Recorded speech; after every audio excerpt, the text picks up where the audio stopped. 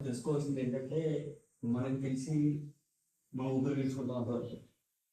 కానీ మనకు తెలియకుండా మన లంగ్స్ 24 గంటలు ప్రతి సెకండ్ కూడా మన కోసం కష్టపడుతూనే ఉంటాయి.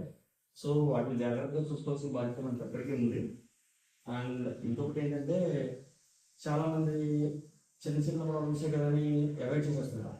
మనకు తెలియకుండానే ఆ చిన్న చిన్న సింటమ్స్ మనం పట్టించుకోకపోవడం వల్లే ఈరోజు చాలా మంది severe pulmonology diseases, COPD or lungs lung cancer or anything else TB ఇలాంటి జబ్బులతో బాధపడతారు.